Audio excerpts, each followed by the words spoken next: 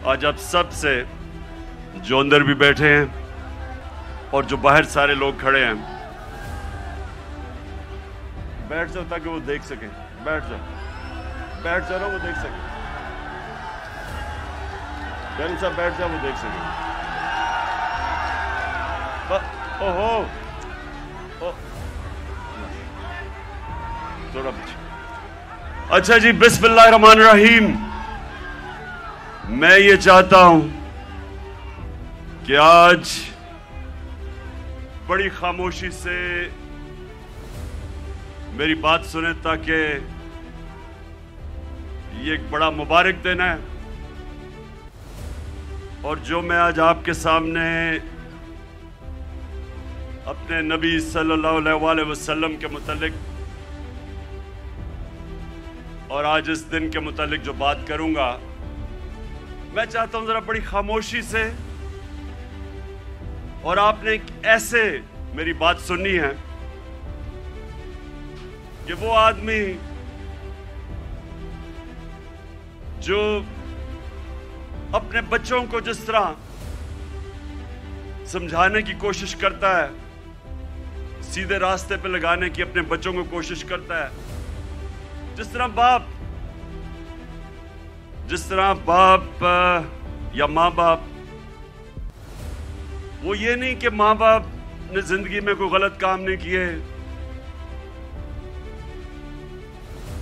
ये नहीं कि माँ बाप कोई फरिश्ते होते हैं, लेकिन माँ बाप की हमेशा ये कोशिश होती है कि हम अपने बच्चों को अपनी गलतियों से सीख के हम बच्चों को वो सिखाएं ताकि वो गलतियां ना करें जो हमने जिंदगी में की थी। तो मेरी कोशिश ये है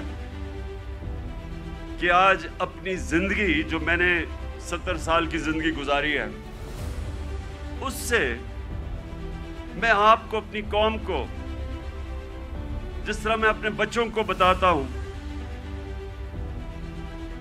कि मैंने जिंदगी से क्या सबक सीखे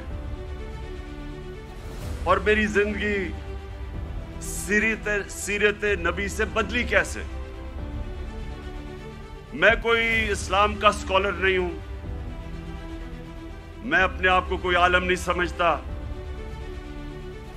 मैं अपने आप को एक तालिब इल्म समझता हूं जो हर रोज सीखने की कोशिश करता है। लेकिन अल्लाह का शुक्र है कि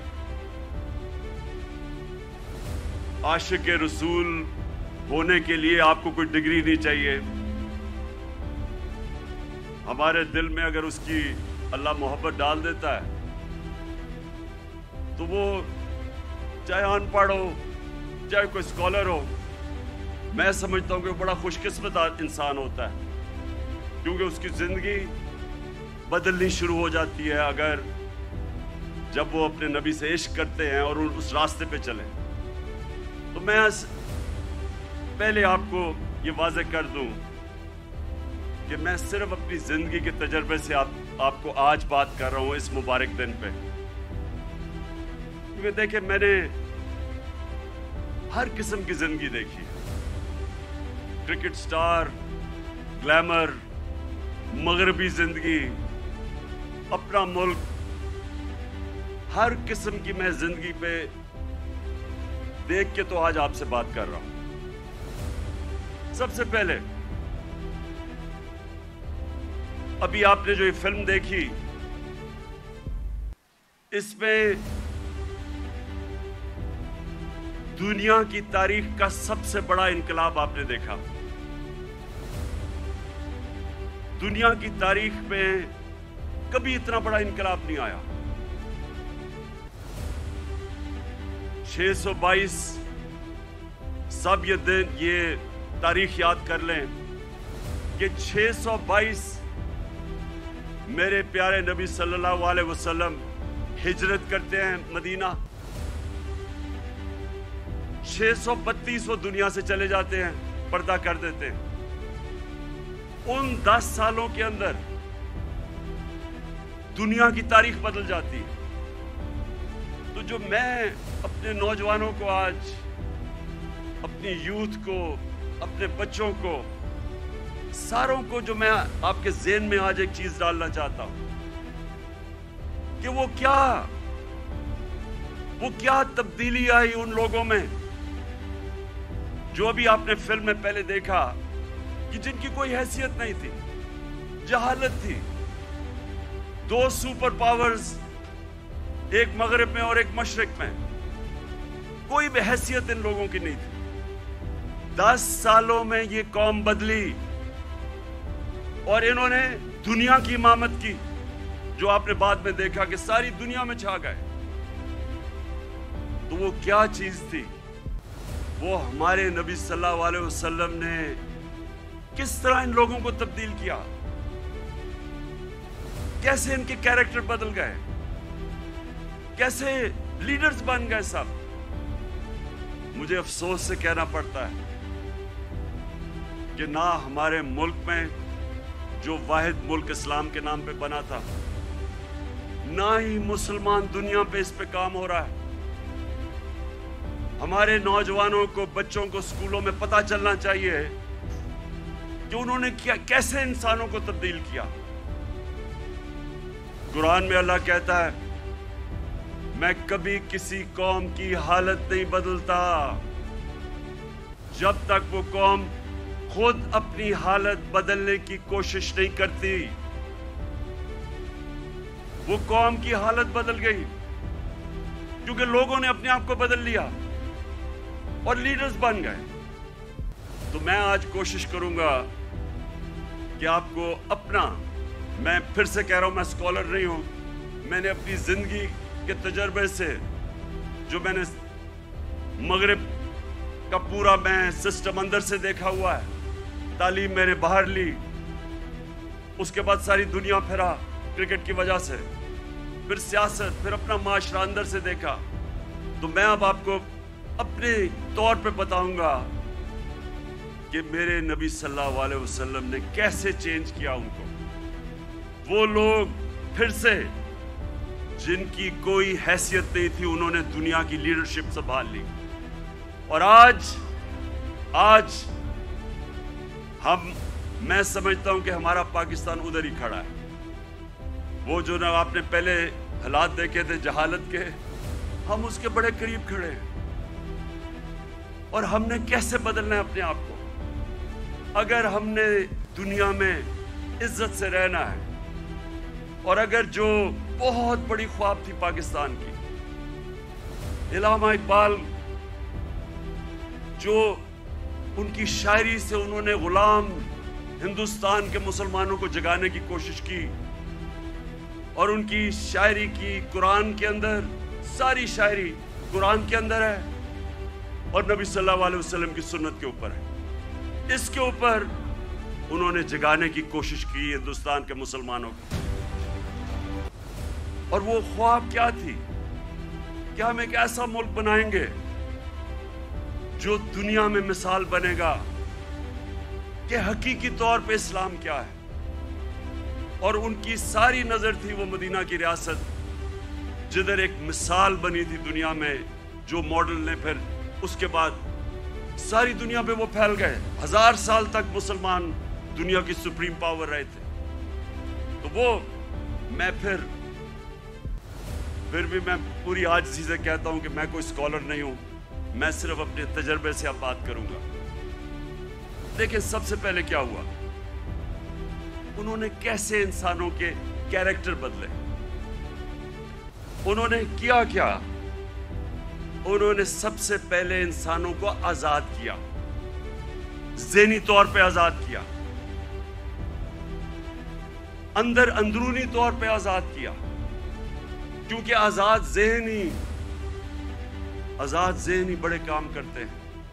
गुलाम ज़हन कभी कोई चीज इजाद नहीं करते। इन्वेंशंस, नई इजाद जो चीजें होती हैं वो आजाद माइंड करते हैं, गुलाम नहीं कर सकता। एक गुलाम अच्छा गुलाम ही बनता है, कॉपी करता है। आजाद ज़हन बड़े काम करता है, और उसकी वजह कई 100 साल तक सारे दुनिया के टॉप साइंटिस्ट मुसलमान थे। اور وہ اس کی بنیاد رکھی گئی مدینہ میں. تو سب سے پہلے انہوں نے کیا کیا؟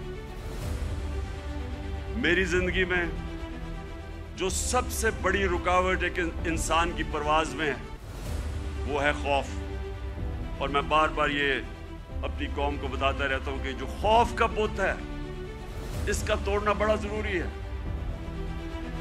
تو میرے نبی صلی اللہ علیہ وسلم تو جو قرآن تھی وہ چلتے پھرتے قرآن تھی.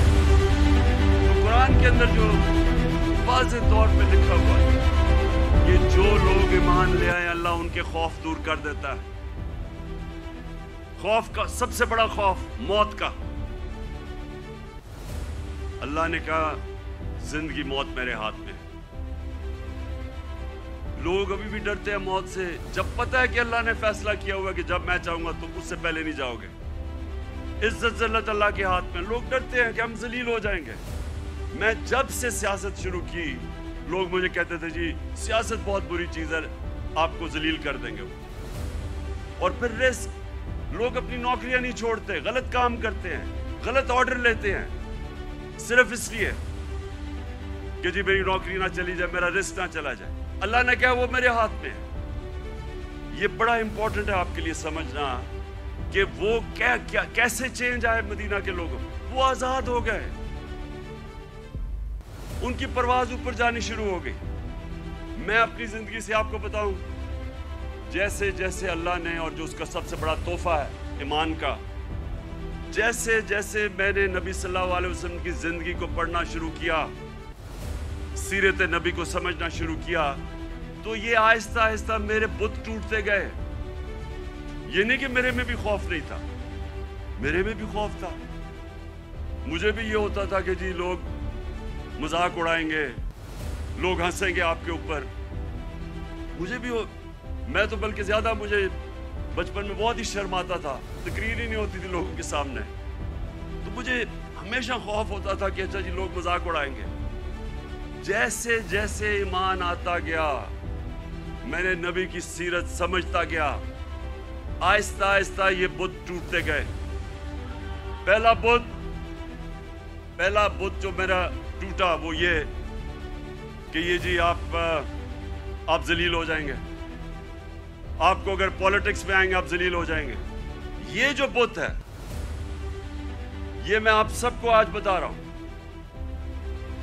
یہ اس لیے کہ ہماری ایمان کمزور ہوتا ہے. آج جتنا مجھے جب سے میں سیاست میں آیا ہوں جتنا مجھے برا بھلا کہا گیا, اگر مجھے ذلت کا ڈر ہوتا تو میں بڑی پہلے چھوڑ کے چلا گیا ہوتا. جس طرح کے میرے اوپر ذاتی اٹیکس ہر قسم کے میرے اوپر, جس طرح کی انہوں نے گندگی میرے اوپر پھینکی ہے 20 سالوں میں 26 سالوں میں, کسی اور سیاستدان پہ نہیں پھینکی. فیملی کو نہیں چھوڑا, گھر کی خواتین کسی کو نہیں چھوڑا انہوں نے. لیکن کیا یہ آپ کے سامنے ہے, میں اپنی ساری قوم کے سامنے کہہ رہا ہوں, کیا مجھے انہوں نے ذلیل کرنے میں کامیاب ہو گئے؟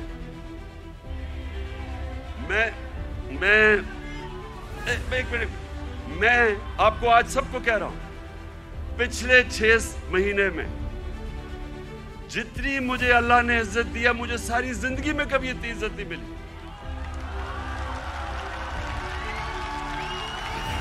تو اس کا تو میں آپ کے سامنے ہوں.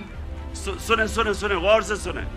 یہ جلسہ نہیں ہے, یہ غور سے سنیں, کیونکہ میں نے آج آپ کو اپنی زندگی سے سمجھا رہا ہوں کہ اگر انسان کے ہاتھ میں ذلت ہوتی تو آج میں بڑا ذلیل ہو چکا ہوتا. میڈیا یہ کنٹرول کرتے ہیں, میڈیا کو پیسے یہ دیتے ہیں, لفافے دیتے, مجھے تو ذلیل ہو جانا چاہیے تھا.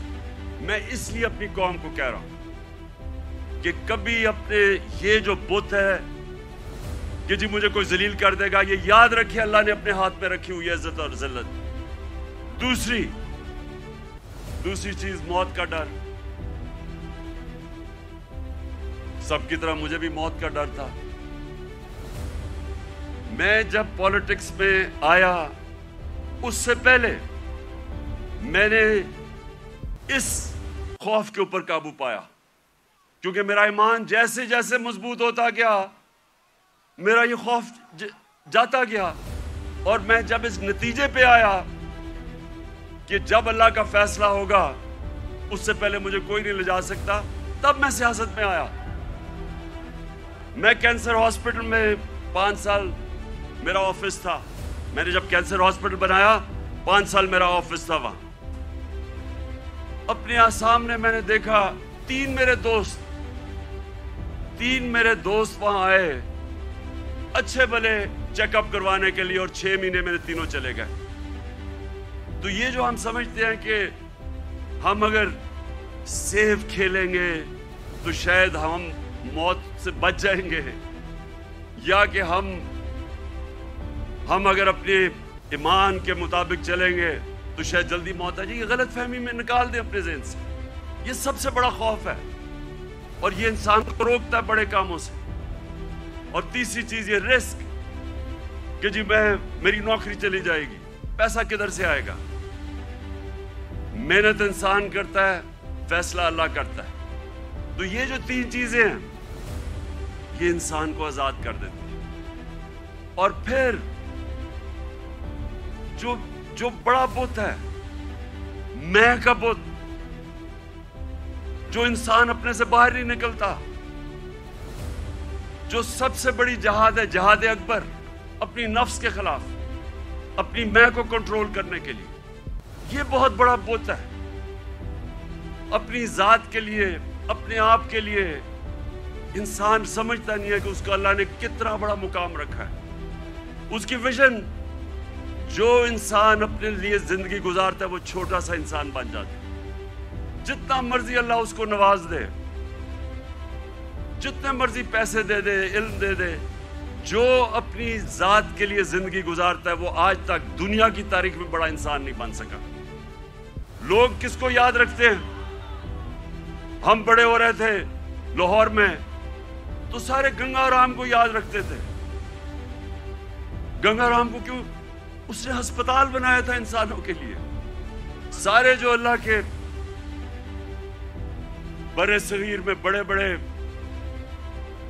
بڑے جو صوفی آئے, ولی اللہ آئے, آج بھی ان کے مزاروں پہ دیکھیں لاکھوں لوگ جاتے ہیں. کیوں جاتے ہیں؟ کیونکہ وہ انسانوں کے لیے آئے تھے. وہ سب عاشق رسول تھے. وہ سارے, ان کی زندگی انسانوں کے لیے تھی, اور انسانوں سے پیار کرتے, عزت دیتے. سو یہ جو بت ہے, جب انسان اپنے سے باہر نہیں نکل سکتا, تو میرے نبی صلی اللہ علیہ وسلم نے مدینہ میں اس طرح لوگوں کو آزاد کیا. پھر انہوں نے معاشرے کو چینج کیا. انہوں نے, اب میں, کیونکہ میں نے برطانیہ کا نظام دیکھا ہے, ادھر میں نے اندر سے کئی سال رہا اور وہاں سسٹم سٹڈی کیا, یونیورسٹی وہاں گیا. اب دیکھیں انہوں نے مدینہ میں سب سے پہلے چیز کیا کی, انہوں نے سب سے پہلے عدل اور انصاف قائم کیا. یہ آپ کے لیے بڑا امپورٹنٹ ہے سمجھنا. عدل اور انصاف کا مطلب ہوتا ہے rule of law. Rule of law کا مطلب ہوتا ہے سب لوگوں کے لیے ایک قانون, قانون کے سامنے سب ایک برابر, کوئی قانون سے اوپر نہیں ہے. یہ بڑا ضروری ہے آپ کو سمجھنا, کیونکہ بدقسمتی سے پاکستان میں ہم نے رول آف لا دیکھا ہی نہیں ہے. میں جب شروع میں گیا برطانیہ تو پہلی دفعہ میں نے رول آف لا دیکھا. کوئی قانون کے اوپر نہیں. وہ جا رہا, ان کو جو پرائم منسٹر ہے اس کی جرت نہیں ہے قانون توڑنے کی. ہم نے جب شروع میں دیکھا, جو ان کا برطانیہ کا جو شہزادہ تھا پرنس چارلز, اس کو ٹریفک وارڈن نے روک کے فائن کر دیا, وہ سپیڈ کر رہا تھا. وہاں کوئی قانون سے اوپر نہیں تھا. ابھی آپ نے دیکھا کہ برطانیہ کا پرائم منسٹر, جو کہ باہری اکثریت سے جیتا تھا, اس کو صرف نکال دیا گیا اس وجہ سے کہ انہوں نے کہا کہ اس نے جو لوگوں کے لیے قانون بنایا تھا سوشل ڈسٹنسنگ کا کرونا کے دوران, اس نے وہ اس کے اوپر عمل نہیں کیا, اس پہ نکال دیا. قانون کی بالادستی. اور یہ میرے نبی صلی اللہ علیہ وسلم نے مدینہ میں کہا کہ میری بیٹی بھی اگر جرم کرے گی تو اس کو سزا ملے گی. کوئی قانون سے اوپر نہیں ہے. انہوں نے جو عدل اور انصاف کا نظام قائم کیا, یہ یاد رکھیں کہ پہلے عدل اور انصاف آیا, پھر خوشحالی آئی. یہ نہیں کہ پہلے خوشحالی آئی اور پھر انصاف ہوا. انصاف کی وجہ سے خوشحالی آتی ہے معاشرے میں.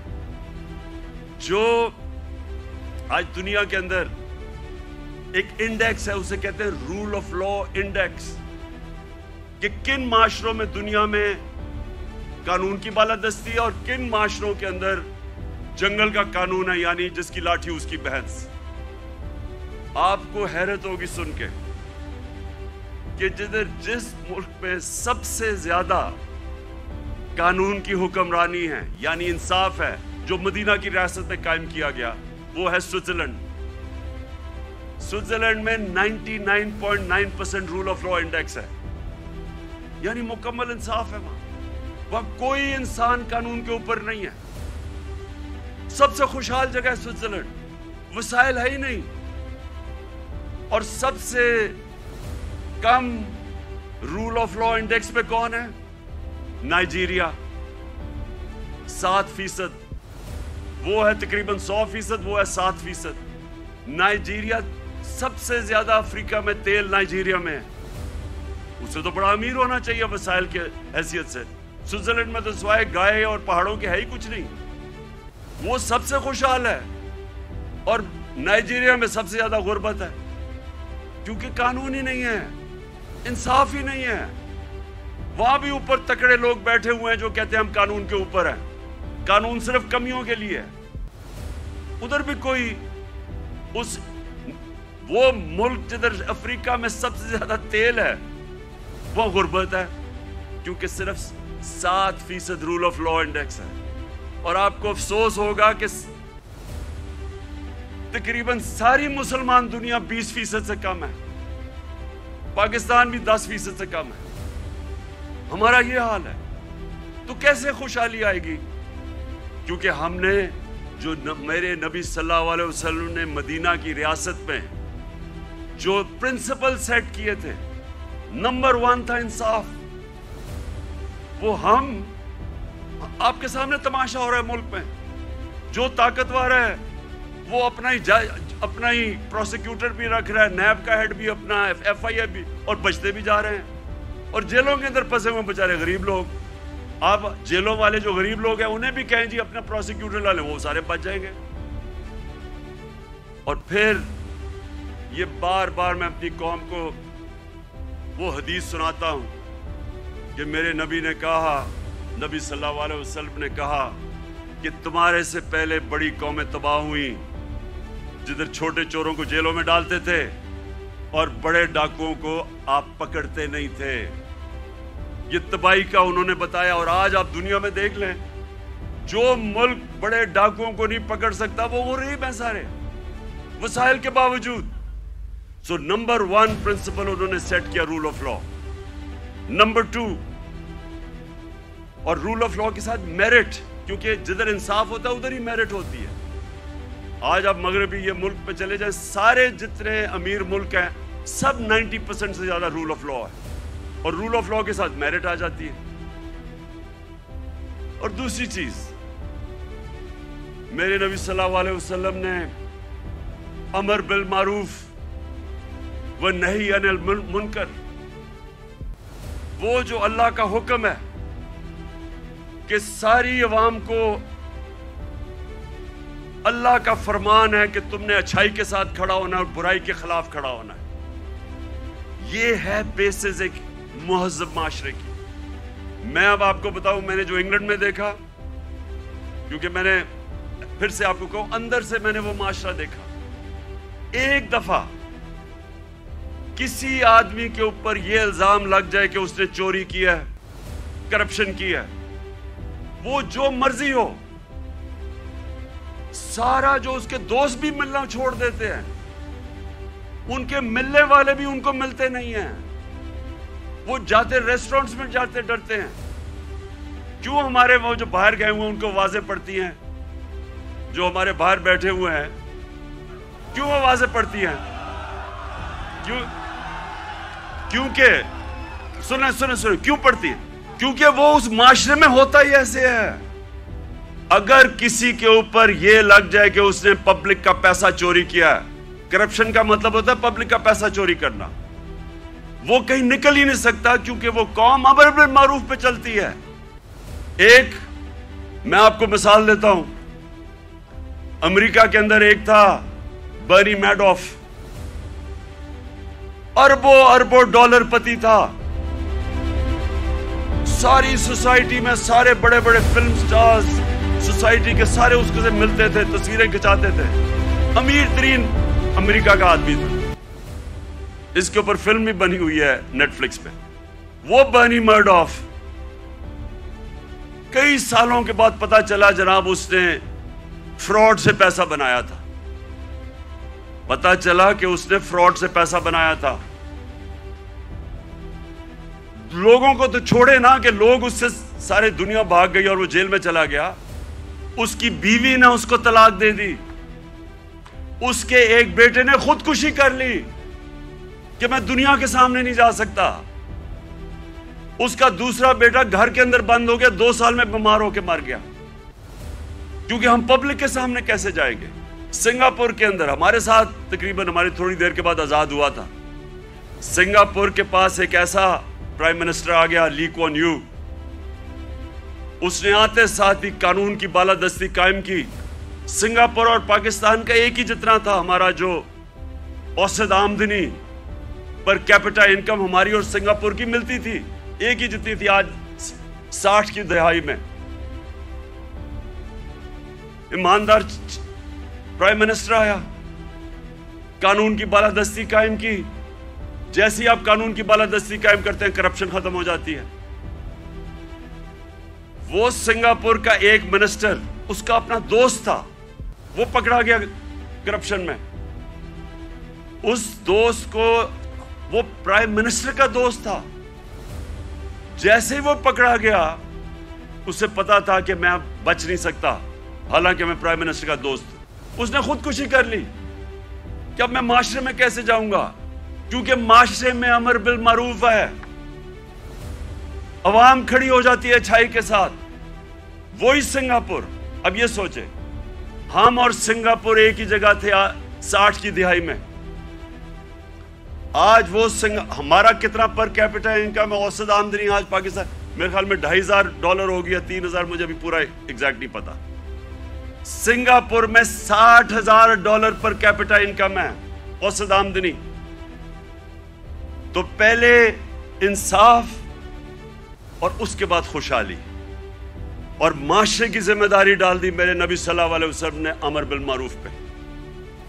तीसरी चीज, उन्होंने अपने माशरे के अंदर मदीना की रियासत में क्या किया, तालीम की इमरजेंसी लगा दी। जंगे बदर के बाद जो कैदी मक्का के कैदी थे उनको वापस के पैसे ले सकते थे, क्योंकि मुसलमान तो गरीब थे तब। बल्कि जंगे बदर में मैं इतना भी पढ़ रहा था कि कई लोगों के पास तलवारें भी नहीं थे, डंडों से लड़े हैं। तो वो तो कैदियों को वापस करके पैसे ले सकते थे, हथियार खरीद सकते थे।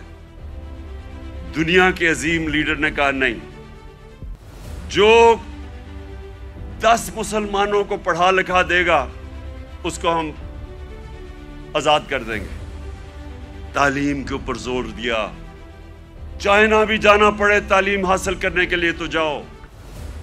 जब से तुम पैदा होते हो और जब तक कब्र में नहीं जाते, इल्म हासिल करो। इसलिए सदियों तक टॉप साइंसदान मुसलमान थे।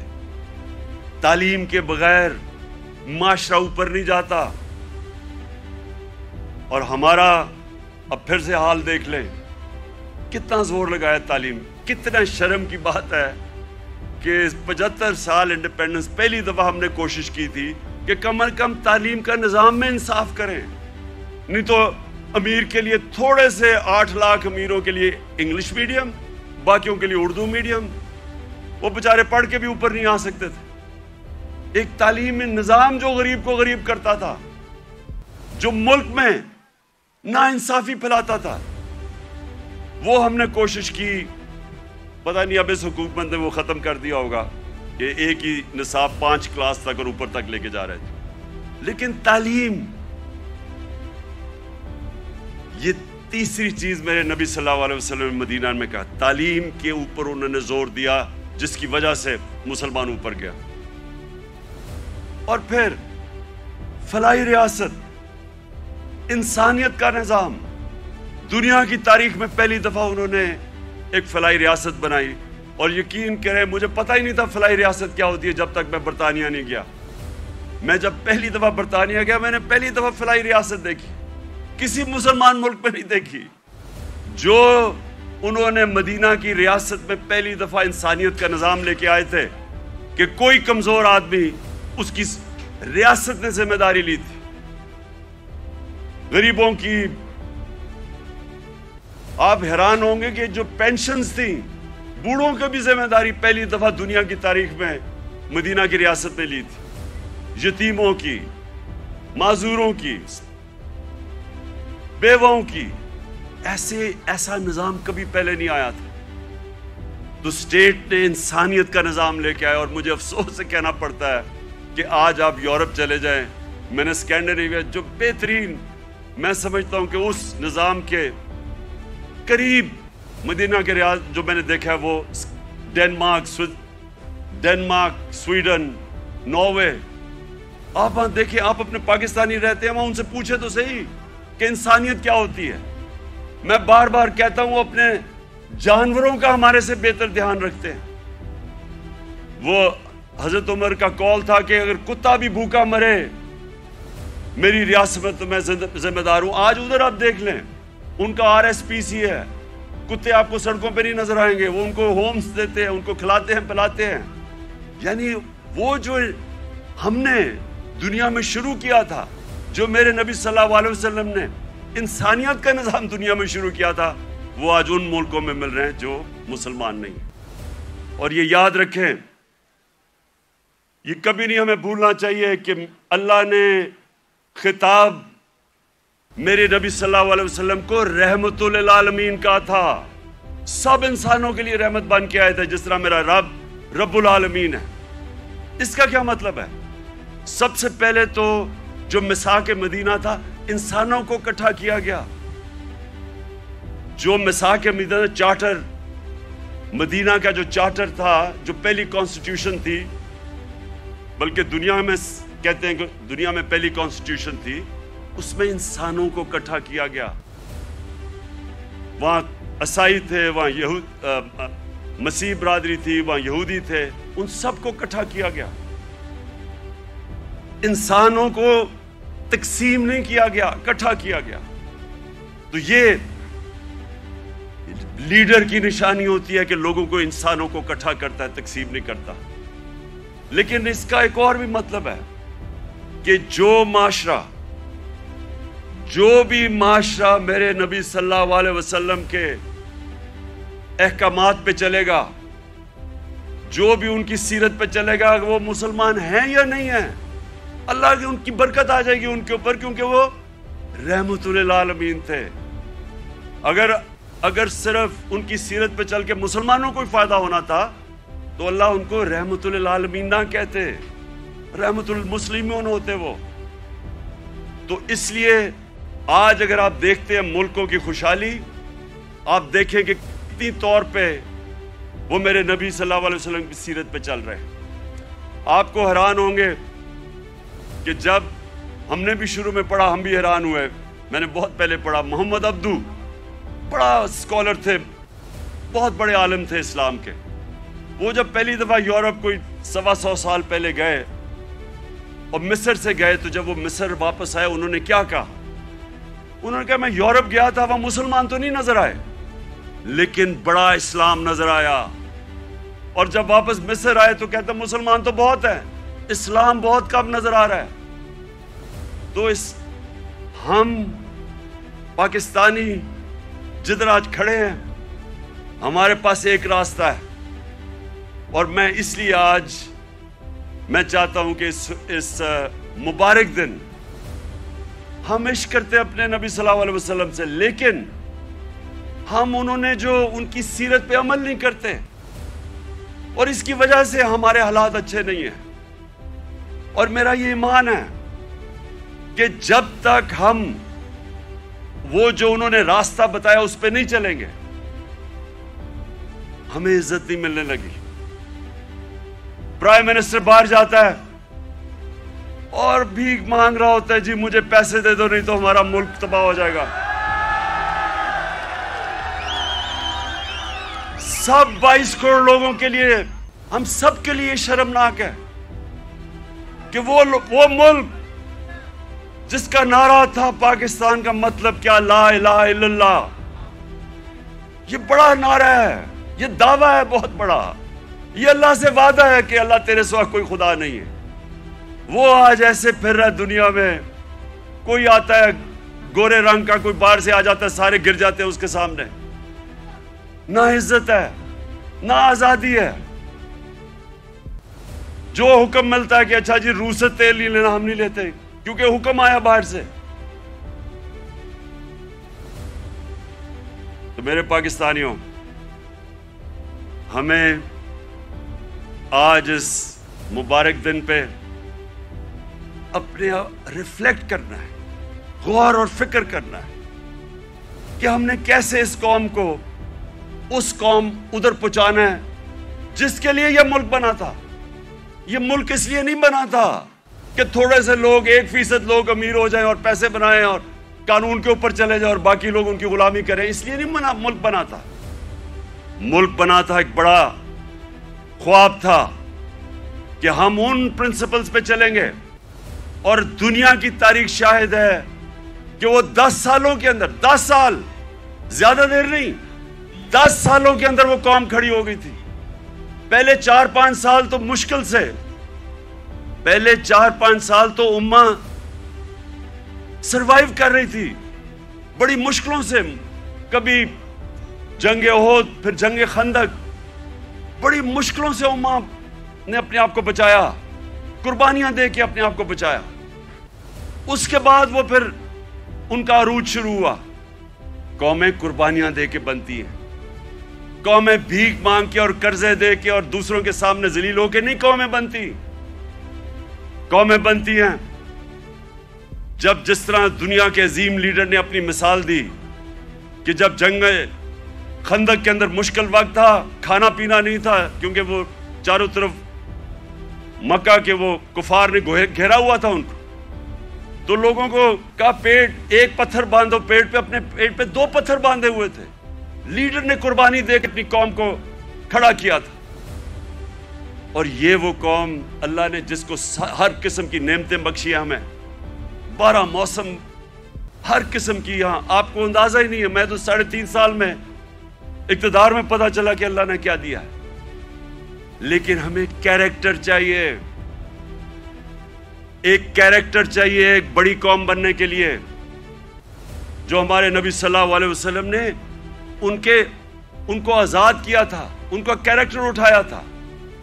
ऐसा कैरेक्टर था कि इंडोनेशिया और मलेशिया के अंदर कोई मुसलमान फौज नहीं गई, सिर्फ मुसलमान ताजरों की वजह से, उनके कैरेक्टर को देख के लोग मुसलमान हो गए। हजरत मोइनुद्दीन चिश्ती जब राजपुताना में आए तो वहां तो कोई मुसलमान ही नहीं था, राजपुताना में तो कोई मुसलमान नहीं था। जब वो गए तो लाखों लोग उनके जनाजे पे आए। कैरेक्टर से उन्होंने बदला। जो सारी जो 10 साल थे, 622 और 632, टोटल लोग कहते हैं जी तलवार से इस्लाम फैला। जो टोटल जो मुसलमान और जिनका मुकाबला था मुखालिफ, जो टोटल लोग जंगों में मरे थे वो 1200-1300 थे। 1200-1300 10 साल में लोग जंगों में मरे थे। फिक्री इनकलाब था, ज़हन बदल गए थे, और ज़हनों ने इंसान को बड़ा इंसान बनाया था, आजाद ज़हनों ने। तो आज मैं इसलिए ये बड़ा मुबारक दिन है कि हम सबको आज अपने मुल्क को उठाने के लिए अपना कैरेक्टर गौर करना चाहिए कि हम अपने आप को कैसे बदल सकते हैं। नबी की सीरत पे चलें। मैंने रहमतुल लिल आलमीन अथॉरिटी बनाई, मकसद उसका क्या था कि हमारे बच्चों को सीरत नबी से उनका कैरेक्टर मजबूत करें, यूनिवर्सिटी कॉलेजेस के अंदर डिबेट्स हो, सारे डिस्कस करें, हमारे इंटेलेक्ट, हमारी जो स्कॉलर्स हैं वो डिस्कस करें कि अल्लाह ने क्यों हमें हुक्म दिया हुआ है कि नबी की सुन्नत पे चलो, हमारी बेहतरी के लिए, और वो क्या उन्होंने कदम क्या कह रहे, कैसे चेंजेस किए। एक एक ऐसे इतनी दुनिया में इतने थोड़े वक्त, दुनिया की तारीख में इतने थोड़े वक्त कभी इतने ग्रेट लोग नहीं आए। हर इंसान कोई ना कुछ बन गया। अगर ये मगरब में होते आज ये फिनोमेना, तो एक एक के ऊपर किताबें लिखी जा रही होती, हजरत खालिद बिन वलीद पे किताबें लिखी जा रही होती, इनके ऊपर रिसर्च होती कि वो क्या था, कभी वो जंग ही नहीं आ रहे, और हर कोई जनरल बन गया। हजरत बिलाल 2 कैंपेन्स में वो लीड करके गए, एक गुलाम एक जनरल बन गया। इसके ऊपर कभी काम नहीं किया, हमारे स्कॉलर्स ने नहीं काम किया। रहमतुल आलमीन अथॉरिटी का मतलब ही ये था कि स्कॉलरशिप आए और वो काम करे इस पे, ताकि अपने यूथ को तो बताए, क्योंकि अगर आप नहीं बताएंगे, उनके ऊपर तो मगरबी कल्चर की जलगार हुई है। मोबाइल फोन से बच्चों को वो मटेरियल मिल रहा है जो इंसानी तारीख में नहीं बच्चे को मिला। तो जब तक आप उनको सीरत नबी से उनको मजबूत नहीं करेंगे, वो कैसे, ये जो इतना ऑनस्लॉट है एक वो कल्चर का जो बिल्कुल मुख्तलिफ है हमारे दीन से, हमारी तारीख से, हमारे कल्चर से, वो कैसे मुकाबला करेंगे उनको जब तक उनको आप मजबूत नहीं करेंगे। वहां तो जो कल्चर आ रहा है टेलीफोन से, मैं अभी आपको बता देता हूं, वो ये कह रहा है क्योंकि टेक्नोलॉजिकली वो इतने आगे निकल गए हैं, इसका मतलब हर चीज में वो आगे हैं, इसका मतलब हमारा दीन भी आउटडेट हो चुका है, हमारा कल्चर भी आउटडेट हो चुका है। तो बेचारे उनको कॉपी करना शुरू कर देते हैं बच्चे, और गलती हमारी है क्योंकि हम उनको बता ही नहीं सके कि दूसरा हमारा है क्या, जो इलामा इकबाल कोशिश करते रहे।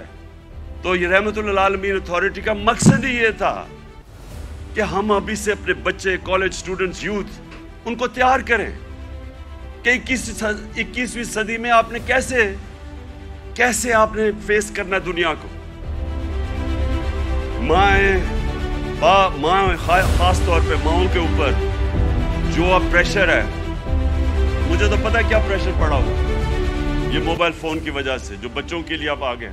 तो इसलिए मैं आज इस दिन पे अपनी सारी यूथ को कहता हूं कि अगर अभी तक हमारे एजुकेशन सिस्टम आपको तालीम नहीं दे सका जो आपको मिलनी चाहिए, और इंशाल्लाह हम जब भी वापस आएंगे और अल्लाह ने जब किया तो रहमतुल आलमीन अथॉरिटी को रिवाइव करेंगे, स्कॉलरशिप रिवाइव करेंगे, बच्चों को तैयार करेंगे। और मैं ये चाहता हूं, देखें आखिरी बात मेरी जो आखिरी बात है वो ये सुन लें। ये तो अल्लाह का सबसे बड़ा तोहफा है कि वो किसी को ईमान देता है या नहीं देता। कोई किसी को जबरदस्ती दीन में नहीं ला सकता, लेकिन हमारा फर्ज ये है कि कम से कम हम अपनी यूथ और बच्चों को उनकी फाउंडेशन तो बना दें, उनकी बुनियाद तो रख दें, उनको बता तो दें कि आपका दीन, और खास तौर पे शुरू हमेशा सीरत नबी से करें, उसके बाद कुरान की तालीम दें। सीरत नबी एक ऐसी चीज है जो मैं अपने आप से कह रहा हूं कि मेरी तो पहले मुझे नबी की सीरत मैंने पढ़ी और समझी, उनकी तारीख, उनकी जिंदगी, फिर मुझे कुरान की समझ आई। उससे पहले मुझे कुरान की समझ ही नहीं आती थी। तो जब तक मुझे सीरत नहीं पढ़ी फिर मुझे समझ आनी शुरू हुई। तो दोनों पढ़ानी चाहिए, लेकिन अभी से ही हमें मैं अपने यूथ को अब कहता हूं कि किताबें पढ़ें, नबी सल्लल्लाहु अलैहि वसल्लम की जिंदगी पढ़ें, समझें कि वो दुनिया में क्या हुआ था। कभी ऐसी दुनिया की तारीख में ऐसा फिनोमेना नहीं आया। और उसके बाद जो फिर अल्लाह आपको हिदायत करता है, नहीं वो आपकी किस्मत है, लेकिन कम से कम उससे आप तैयार हो जाएंगे दुनिया 21वीं सदी का मुकाबला करने के लिए। बहुत बहुत शुक्रिया।